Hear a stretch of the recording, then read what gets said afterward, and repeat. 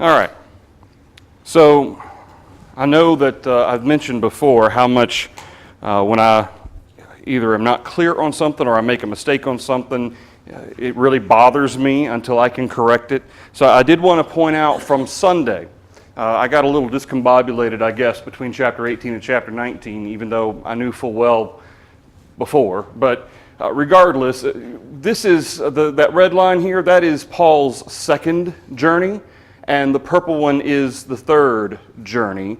And so when we talked about Apollos and how that he left Ephesus after having met with Aquila and Priscilla and went to Achaia, this is the region of Achaia, specifically Corinth, Paul actually was already on his third journey. So as of Acts chapter 19, when he comes to Ephesus, that's on his third journey. I just wanted to make that clear because after services Sunday, I got to thinking about it later on that day, and I went back and watched the class, and I said, oh, I messed that up. So I just wanted to make sure I clarified that, and it's been bothering me ever since. So I'll mention it again Sunday morning, but I just wanted to fix that first. Okay, we are in the study of the Psalms. We are studying the Psalms from a perspective of a Christian. As we look back with 2020 vision and we consider how that the apostles and Jesus, how they used the Psalms to not just express prophetic what is to come regarding the Messiah and the kingdom, but also in many ways to express the same thoughts and feelings. We noted last week when we studied about Jesus and the Psalm of David in Matthew chapter 27, verse 46, when Jesus is on the cross, my God, why have you forsaken me? And that's a quote back from Psalm 22 with David. And we noticed how that entire psalm, even though David's certainly writing it about himself and expressing his own feelings, his own situation, again, it was not a spiritual forsaking. It was, I recognize I have to deal with being surrounded by my enemies. I have to deal with this physically, but I know that you're going to still be with me. And we see Jesus expressing the same thoughts and the same feelings, even on the cross. And there's so many different layers to that. Yes, there's a prophecy kind of attached to it, especially when you read through Psalm 22 and you note how everything lines up exactly with what Jesus was dealing with in that moment.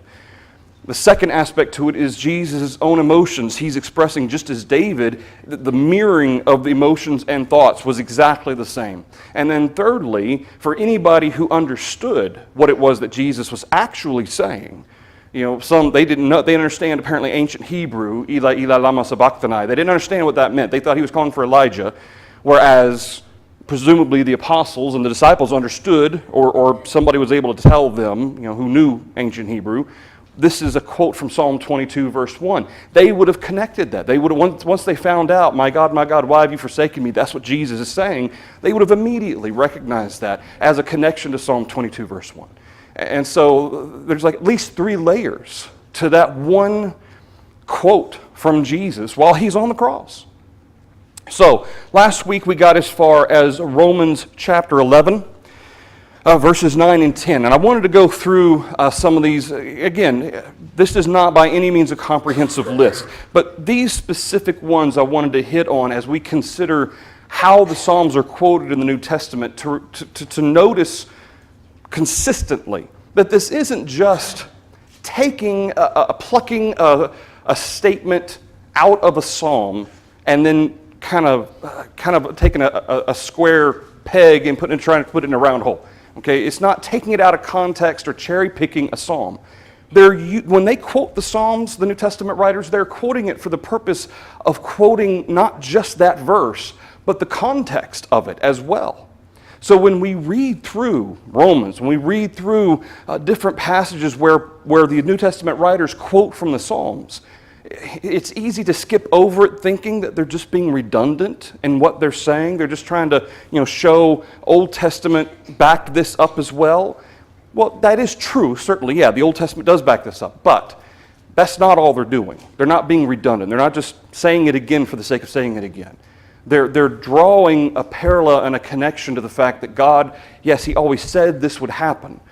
But there is this mirroring of feelings and thoughts of the faithful that have always been the same. And it doesn't matter if they were under the patriarchal law or the old law or the new law. The feelings and the thoughts of the faithful, because the character of the faithful always stays the same, the thoughts and the feelings always stay the same. And so, I'm sure all of us in some form or fashion can relate to many of the Psalms and many of the issues that the psalmists like David faced. Maybe not exact to what he was facing, but certainly elements of it that maybe we felt ourselves before. So in Romans chapter 11, and in verse 7, okay, Romans chapter 11 and in verse 7, and keep in mind, this is as Paul is dealing with this whole countering the argument. Remember when we studied Romans, he goes on kind of this counter, kind of head him off at the pass type of thing. Before you even start to ask this question, let me address it. And so the question he addresses here, I say then, has God cast away his people? No, he hasn't cast away his people. In the midst of this promise to the Gentiles, ushering into the Gentiles, has he rejected the Jews? No. The invitation is still there. Paul uses himself as an example. What then, verse 7? Israel has not obtained what it seeks, but the elect have obtained it, and the rest were blinded. When he says the elect, of course, we know that these are the people who through faith because of the truth, they come to faith and belief and obedience in Christ Jesus. Those are the elect, whether they're of Israel or they're of the Gentiles, it makes no difference. That's what Paul's point is. Israel itself, as a nation, no, it hasn't obtained what it seeks because it's seeking the wrong thing. It's seeking that for which God never offered a prophecy. He never offered a promise about restoring the kingdom of David and Solomon on this earth. So, verse 8, just as it is written, God has given them a spirit of stupor, eyes that they should not see, and ears that they should not hear to this very day. And then David says, let their table become a snare and a trap, a stumbling block and a recompense to them. Let their eyes be darkened, so that they do not see, and bow down their back always. Verse 11. Notice how Paul incorporates these quotes from the Old Testament. I say then, have they stumbled that they should fall? Okay, have they stumbled so that there's no possibility of them to be able to be saved? No, certainly not. Through their fall to provoke them to jealousy, to bring them back. That's why they stumbled. God hasn't put it in a situation where Israel has to be lost. That's not the situation. So everything Paul quotes, and again, here in verse 8, when he quotes this, God has given them a stupor, or a spirit of stupor, eyes that they should not see, coming from Deuteronomy and Isaiah. And then as we see here in verse 9, David says, this is coming directly from Psalm 69, verses 22 through 23. Now remember, Psalm 69 was a psalm that we noticed earlier with Jesus, and the situation with Jesus in John chapter 2 and in verse 17 that was quoted already. So when we go back to Psalm 69, so remember what the situation is. Paul's describing the mindset and the attitude of Israel in relation to God bringing in the Gentiles, and for that matter, the true spiritual kingdom of God. So going back to Psalm 69, and we'll notice there in verse 9, the quote that we saw in John chapter 2, because zeal for your house has eaten me up. With regard to Jesus and casting the money changers out of the temple. And then we see in verse 22, let's start in verse 19. You know my reproach, my shame, and my dishonor. My adversaries are all before you. Reproach has broken my heart, and I am full of heaviness. I looked for someone to take pity, but there was none, and for comforters, but I found none. They also gave me gall for my food, and for my thirst they gave me vinegar to drink. Let their table become a snare before them. Let their well-being a trap. Let their eyes be darkened, so that they do not see, and make their loins shake continually. Pour out your indignation upon them, and let your wrathful anger take hold of them. Let their dwelling place be desolate. Let no one live in their tents, for they persecute the ones you have struck, and talk of the grief of those you have wounded. Add iniquity to their iniquity, and let them not come unto your righteousness. Let them be blotted out of the book of the living, and not be written with the righteous. So, as we notice specifically verses 22 and 23, remember what the context that Paul quoted this was. So in the minds, especially remember who he's addressing specifically. for the majority of Romans. Not that there was an application for the Gentile Christian, but the majority of the application, and certainly part of the reason why he quotes the Psalms, is for the Jewish Christian. So when they think back, or when they go back and they look at this or read this, and I'm sure they're probably know it by heart, and they go back and they read the context of David saying this, and then they connect verse 21. Is verse 21 familiar?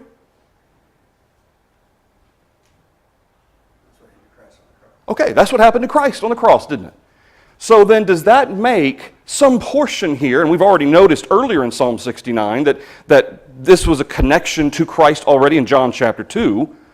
So would we call this a messianic psalm? I mean, certainly it doesn't necessarily point out a new kingdom coming or the Messiah specifically, but these situations that Jesus was in that coincided directly with what God said was going to happen.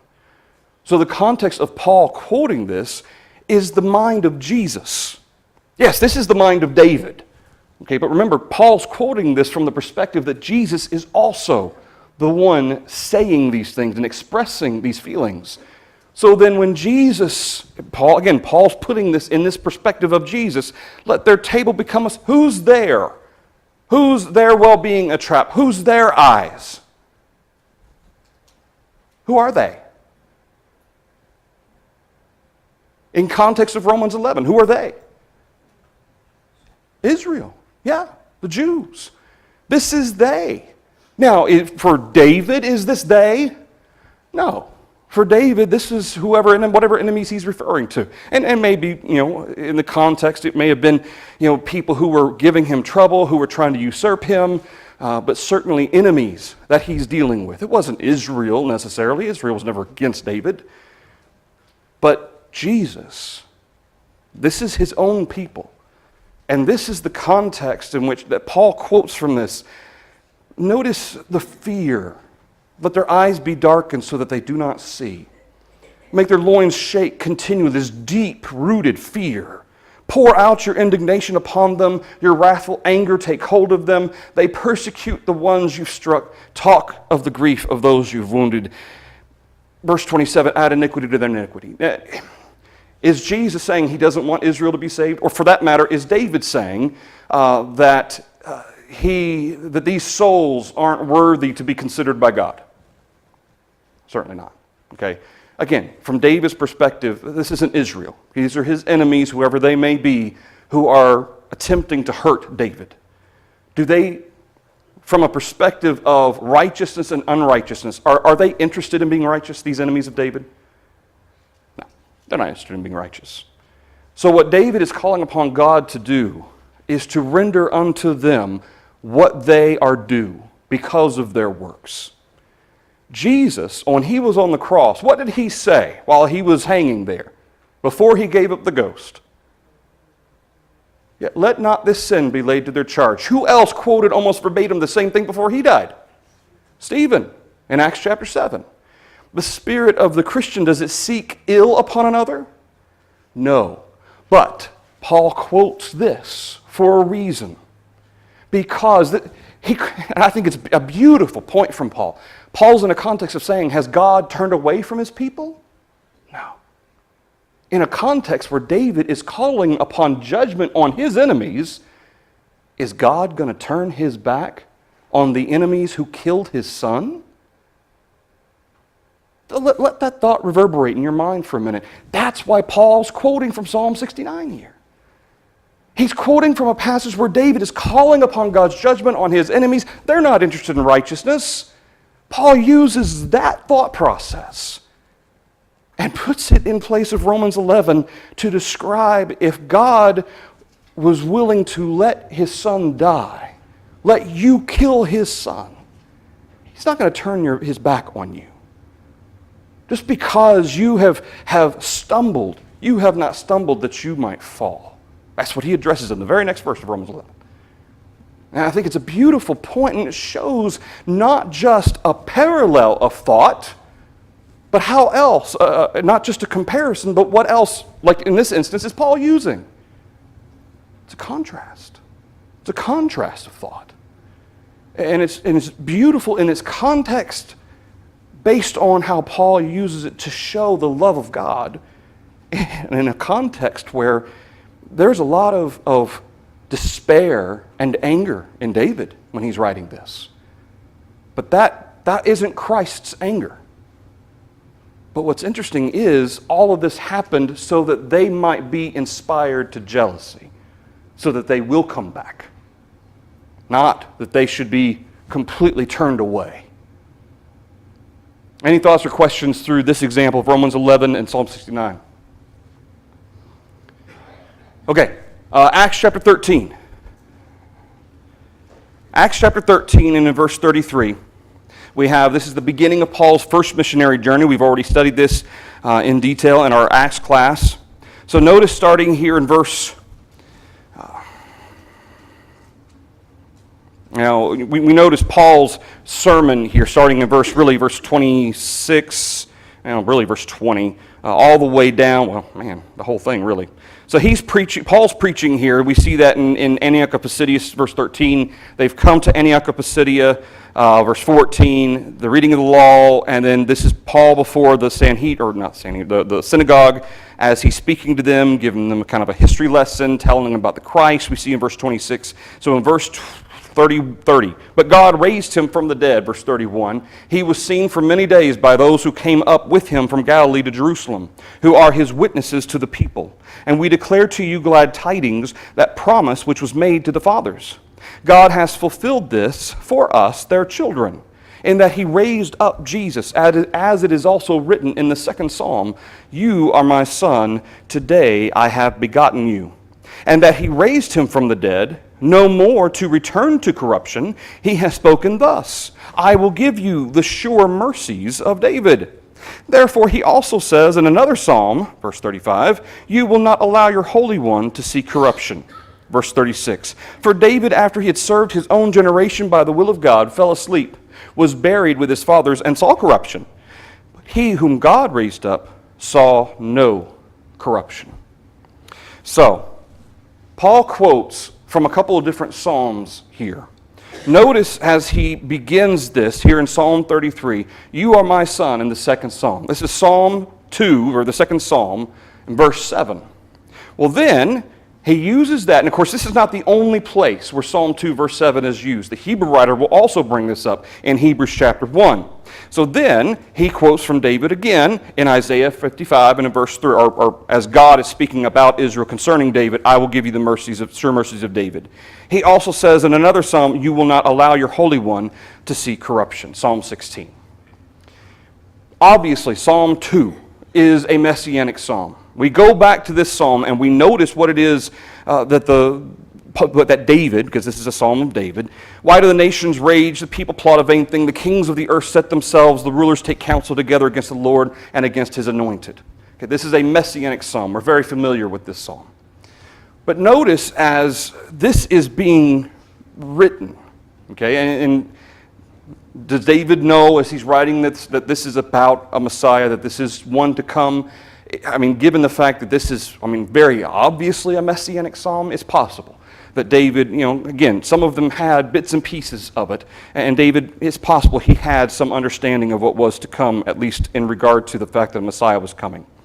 He who sits in the heavens shall laugh, verse 4. The Lord shall hold them in derision. Then he shall speak to them in his wrath and distress them in his deep displeasure. Yet I have set my king on my holy hill of Zion. I will declare the decree. The Lord has said to me, you are my son. Today I have begotten you. Ask of me, and I will give you the nations for your inheritance and the ends of the earth for your possession. You shall break them with a rod of iron. You shall dash them to pieces like a potter's vessel. Now therefore be wise, O kings. Be instructed, you judges of the earth. Serve the Lord with fear and rejoice with trembling. Kiss the Son, lest he be angry and you perish in the way, when his wrath is kindled but a little. Blessed are all those who put their trust in him. All of the Jews recognize this as a messianic psalm as well. But notice, what key phrase maybe here specifically that might the Jews have taken and run with as a physical representation of what they should be looking for? They know they're looking for somebody of the tribe of Judah, of the lineage of David, right? Moses, incorporated this prophet, that one that shall come. So what in this particular Psalm 2 might they take and say, oh, well, obviously we need to be looking for a physical Messiah? Verse 6. I have set my king on my holy hill of Zion. Okay, what was Mount Zion? Jerusalem, and specifically the Temple Mount in Jerusalem. Okay, Jerusalem itself was built up on a mount, and then the temple even further. Okay, so this idea or this reference to a king being established in Jerusalem, Jerusalem was known as whose city? David's city. Okay, even though before David came along, the city was known as Salem, and then David took it, kind of built it up, and it became Jerusalem. And so we have in verse 6 the recognition this is David's city. I will set my king, who they already know is of the lineage of David, on my holy hill of Zion. I will declare the decree. The Lord has said to me. Who's declaring the decree? The Lord has said to me, you are my son, today I have begotten you. So who's declaring the decree? Who's the Lord? And who's me? We have three different parties being referred to in verse 7. Who's the king right now, as of the writing of Psalm 2? So is David equipped to declare a decree? Sure. Who's the you, or the Lord, rather? Yeah, Paul says this is the Father. This is God, the Father. He has said to me, who's me? His son. His son. We have David declaring it. God, this is what God has said. And of course the Jews, they read this as he's talking about David. David is his son. Well, Paul says David's talking about Jesus. Now notice as we keep going to Psalm 16.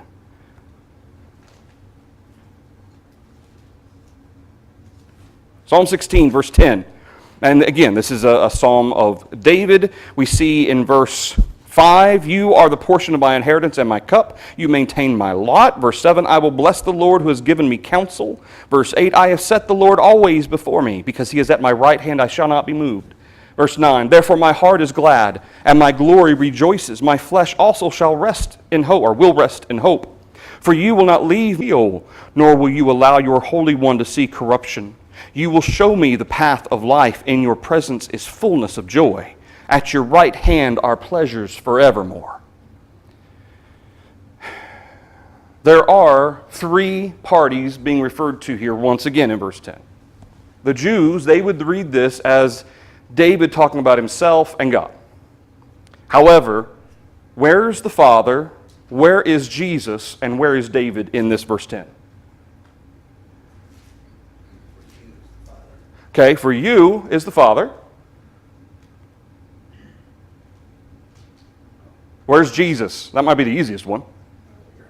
Your anointed one or your holy one. My soul is David. What is Sheol? Anybody know what Sheol is? Yeah, the grave, the realm of the dead. Okay, it's kind of the same concept of the pit we sometimes see referred to also in the Psalms in the Old Testament, being spared from the pit. It's that realm of the dead, the grave, being buried. But even more so than that, Sheol represents not just a complete lack of existence, but the place where souls go when they're dead. Okay, again, New Testament is called Hades, the realm of the dead. Hades and hell they're two different places.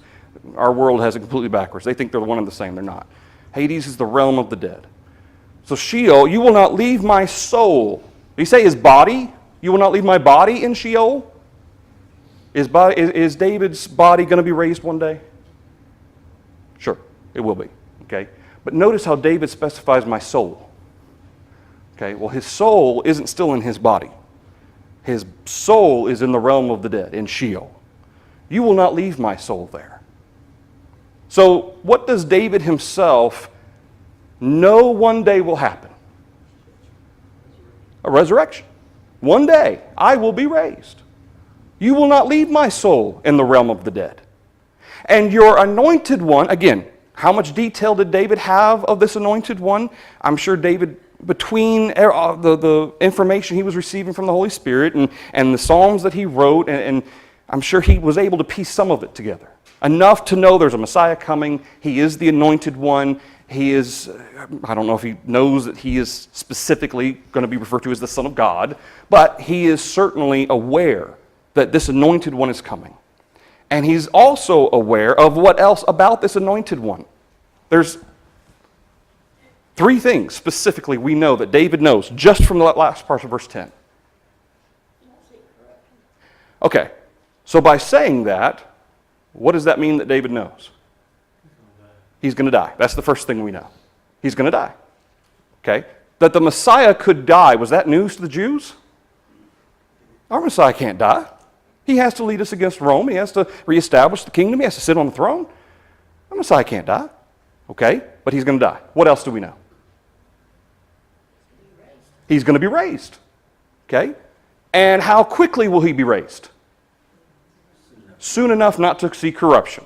Those are 3 things, 2.5, that we know that David knew, was given information from God about this Holy One. Okay? So when we think about all of that, and then we go back and we think about Psalm 2 and verse 7, today I have begotten you. A lot of times we think about that phrase in context of Jesus' birth. Okay? But was Christ, was the Son of God born of Mary? Was he born as a child? Or did his spirit always exist?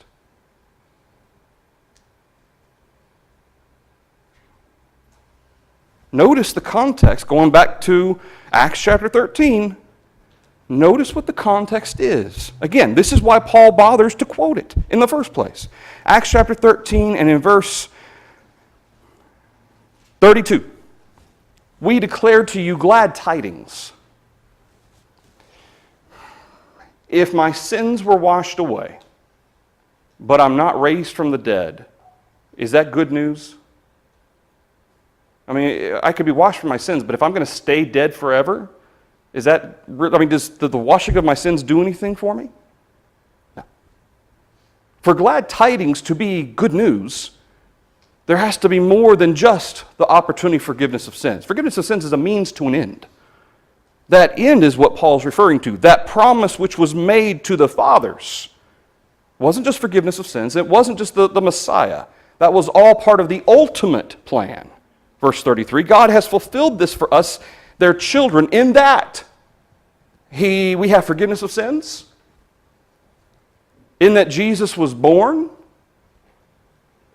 he was raised. So notice that's the context leading into this. As it is also written. So he's linking the resurrection directly to what? You are my son, today I have begotten you. How did God beget Jesus? By raising him from the dead. How did he do that? I mean, you would think he begot Jesus through Mary. I mean, you would think. But that's not what Paul says. That's not what Paul says that's connected to. You are my son, today I have begotten you. That was Sunday, the day the Lord rose from the dead, after he was in the tomb. How was he begotten? Verse 4 what? Firstborn. Thank you. Yeah, exactly. To never die again. Absolutely. Conquering death. In Acts chapter 15, Romans, 1 Corinthians chapter 15, when Paul is dealing with the resurrection of the dead, Paul specifically brings out the fact that Jesus was raised as a first fruits. He was the first one to be raised, never to die again. He was begotten. Not that he was born or created. Jesus has always been. In the beginning was what? The Word. Okay. Who is the Word? The Word became flesh and dwelt among us. John chapter 1. All right, so Jesus has always been. But he was begotten He was proven to be the Son of God, Romans chapter 1, verse 4. With power, he was declared to be the Son of God with power through the resurrection of the dead. He was the first. No one since has ever been raised never to die again. Only Jesus. So that's what Paul's referring to. Paul is referring to the resurrection of the dead, never to die again. And that he raised him from the dead, no more to return to corruption. He will never die again. He has spoken thus, I will give you the sure mercies of David. Now that's coming from Isaiah. Promise from God to Israel. I will give you the sure mercies of David. What were the sure mercies of David? What does Paul connect the sure mercies to? He connects it to verse 35, doesn't he? These are the sure mercies of David, in that Christ was raised never to die again. Therefore, he also says in another song. Who says? David does? Or God does? God does. Notice the he, verse 34. He raised him from the dead. He has spoken thus. Therefore, he also says. Did David write it? Sure. But who spoke it? God did. So, is there any question then that when Paul attaches the Psalms here, that he is using the Psalms specifically to appeal to these people, these Jews in the synagogue and at Antioch Pisidia, to help them understand God always planned for this. This Messiah you're looking for the wrong thing. He has always planned for this. And what sect of the Jews didn't believe in a resurrection or a spiritual realm for that matter? The Sadducees. The Sadducees. And they just happened to be, partly because of their outlook and worldview, they were the wealthiest, typically. They were the ones that held the most influence because of their wealth, because they were so materialistic. They didn't believe in a resurrection. They didn't believe in angels. They didn't believe in a spiritual realm. And yet God spoke it already. He said, these are what the sure mercies of David are. For David, verse 36. So Paul, David's not talking about himself, is he? For David, after he had served his own generation by the will of God, fell asleep, was buried with his fathers, and saw corruption. So from the perspective, is David still alive? No. David's dead. His body saw corruption. His soul, what is in Sheol, isn't it? But will it remain there? No. But whom God raised up saw no corruption. David's not talking about himself. That was the Jewish way of looking at the Psalms. Even if they were talking about the Messiah, the most attention was still being placed on David and whatever connection the Messiah was going to have to David. It was all about David. Paul says, God says, no, it's not about David. This is all about my son. All right, any questions through Acts 13 and its connection to the Psalms? All right, Romans 15, verse 1. Romans chapter 15, verse 1. We studied this in our Romans class, and so I won't spend a whole lot of time on this, but this is after that context of Romans chapter 14, dealing with the eating of meats, that certain Jewish Christians, their conscience simply isn't able to eat that meat. They've been raised this way. It's not that they think it's sinful per se, but it's just wrong for them, even though they know the teaching of the Lord that these meats have been made clean. Having said that, Paul says, we then who are strong ought to bear with the scruples of the weak, and not to please ourselves. Let each of us please his neighbor for his good, leading to edification.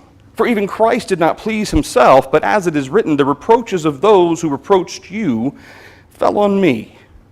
For whatever things were written before were written for our learning, that we, through the patience and comfort of the Scriptures, might have hope. Verse 4, to me, is it's almost like a hint from Paul. Okay? That which was written before. To what is Paul referring? I mean, certainly all of the Bible that has been given to us, God's Word, that's what's written before, certainly, is, written for our learning. But in our context, what is Paul referring to? What was written before that Paul just alluded to? right? I didn't just allude to, he quoted.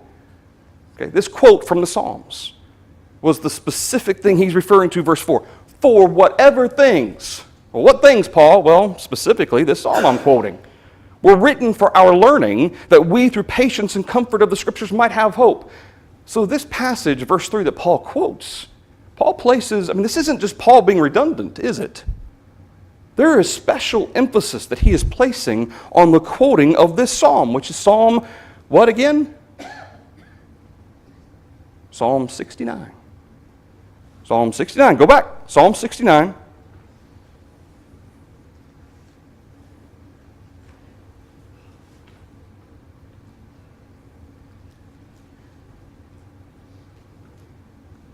And in verse 9. Start verse 8. I've become a stranger to my brothers and an alien to my mother's children, because zeal for your house has eaten me up, and the reproaches of those who reproach you have fallen on me. When I wept, I chastened my soul with fasting. That became my reproach. Psalm 69, we've already addressed that as being part of John chapter 2, verse 17. That's what the disciples remember when Jesus cast out the money changers out of the temple. We've already established Psalm 69's connection to Romans chapter 11, verses 9 and 10, about the need to recognize that Israel can be saved. Paul uses this as a contrast.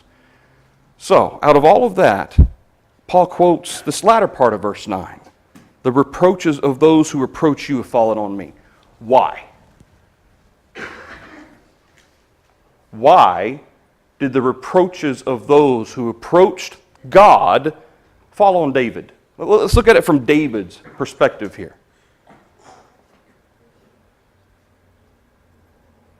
Why did David suffer? Why did David have to bear reproach? What was it he was doing? Huh? Okay. What does, and that's true, yeah. What does David say? Verse 9. What does David say is in his character that is causing reproach? Zeal. This is why David's suffering. Because zeal for the temple, zeal for God's house, which is what they had at the time, that's where the tabernacle is, zeal for your house has eaten me up. Was that a bad thing? If the same thing happened to Jesus, was that a bad thing? No, it was a good thing. But David says, the reproaches of those who reproach you have fallen on me. Why? It's connected to verse 9, because zeal for your house has eaten me up. That's why. So notice, then, within this context, again, enemies are coming. Enemies are threatening David. David's distressed over this. That's why it's part of the reason he's calling on God here. So we go back to Romans chapter 15 and keep in mind the first part of the quote. Zeal for your house has eaten me up, and the reproaches of those who reproach you fell on me. We're not talking about two completely separated things here, just for the sake of quoting it. Paul quotes the latter half to pay it so that these brethren in Rome will pay attention to what? What characteristics should they be having? Zeal for whom? Themselves? To promote themselves? To hold their conscience, in context, their conscience, and condemn others who don't share their conscience? Paul says we who are strong, our consciences are convicted regarding the eating of these meats, and all these other areas as well. We ought to bear with the scruples of the weak and not please ourselves. Let each one of us please his neighbor for his good, leading to edification, for even Christ did not please himself. Is Paul saying Christ sought to please others? Is he saying that Christ sought to please his neighbor? Is that what Paul's deliberately pointing to? Who did Christ aim to please? His Father. Zeal for his Father's house had eaten him up. Because of that zeal for his Father's will, what happened to Jesus? He was crucified. Because of David's zeal to follow the law, to follow God. Did David suffer? Yeah. So when Paul says, verse 3, even Christ did not please himself, but as it is written, the reproaches of those who reproached you fell on me, for whatever things were written before. Hint, hint. Remember the first part of this psalm, brethren. Remember the first part of this verse. Remember its context. That we, through the patience and comfort of the Scriptures, might have hope. What do we learn? By attaching, notice how Paul, even Christ, as it is written, Christ said this. Yeah, David said it too, but Christ said it. That being the case, what do we learn from this that Paul wants us, the Romans, to take into themselves? What character of Jesus? What character of David? What character of all the faithful? Zeal for God. And if we suffer for it, is that okay? It's okay. What did David do when he suffered? He wrote a song. Right? He prayed to God. What do we do, I hope, when we suffer? We pray to God. We cast our cares upon Him, don't we? That's why Paul quotes from the Psalms. To link up the context in their minds and recognize my zeal should not be for me. My zeal should not even be for others. My zeal should be for God. And if my zeal is for God, will I be seeking to help my neighbor? Yep, it will be. All right, we'll stop there. We'll pick up with the, and I'll try to move a little bit quicker through some of these too. We don't have quite as many to go after this in our notes regarding the use of the Psalms in the New Testament and what they're used for. Thank you, everybody, for the thoughts, comments.